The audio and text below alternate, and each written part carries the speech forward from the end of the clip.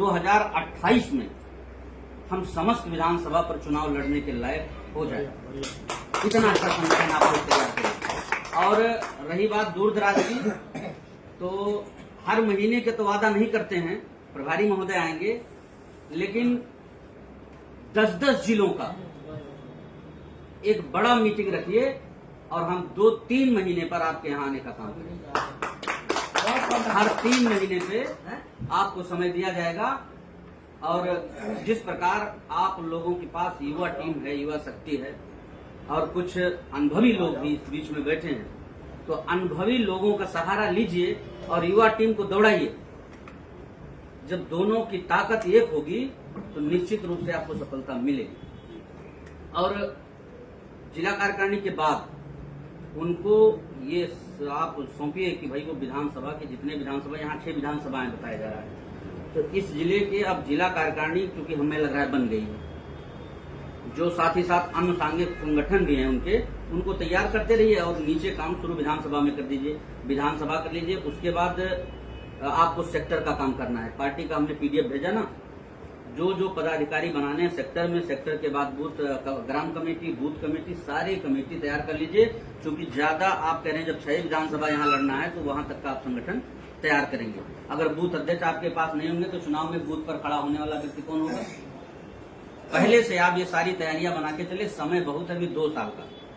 इससे पहले समय इसलिए मैं 3-4 महीने पे आपको देने के लिए कह रहा हूं कि उत्तर प्रदेश का चुनाव 2027 में हम लोग पूरी तरीके से उत्तर प्रदेश में लगेंगे, ज्यादा से ज्यादा सीटें लड़ाने का प्रयास करेंगे और वहां से जो सीटें निकलेंगी उससे ये मैसेज आएगा कि भाई उत्तर प्रदेश में सम्य पार्टी की इतनी सीटें निकली हैं, तो उसका असर मध्य प्रदेश पर भी जाएगा।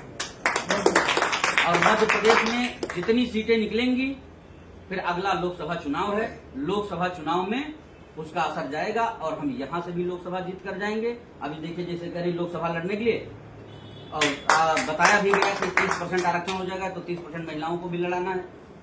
तो यहां से जब उसका असर रहेगा दोनों प्रदेश के चुनाव का, तो उसका असर लोकसभा चुनाव में भी जाएगा। और लोकसभा जब जीत कर हमारे लोग पार्लियामेंट में जाएंगे तो वहां से नीति और रीत आप लोगों के लिए निर्धारित की जाएगी और वहां उसके लिए हमारे लोग संघर्ष करेंगे और लड़ेंगे कि हमें अच्छी शिक्षा मिले और अच्छा स्वास्थ्य मिले और रोजगार मिले। सारी चीजें वहीं से जो है बनाई जाती है।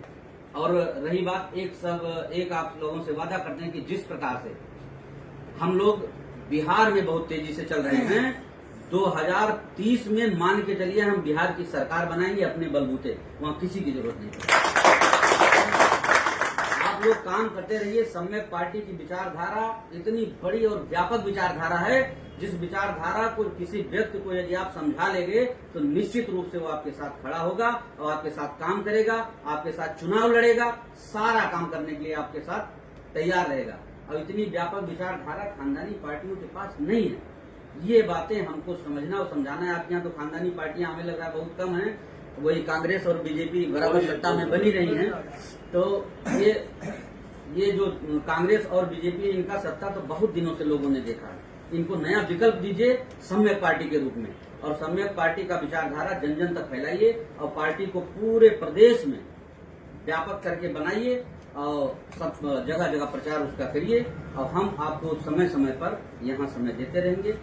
आपने इतना समय दिया, हम लोगों के साथ बने रहे, आप लोगों ने इतना सम्मान दिया, उसके लिए आप सभी का पुनः एक बार बहुत बहुत आभार।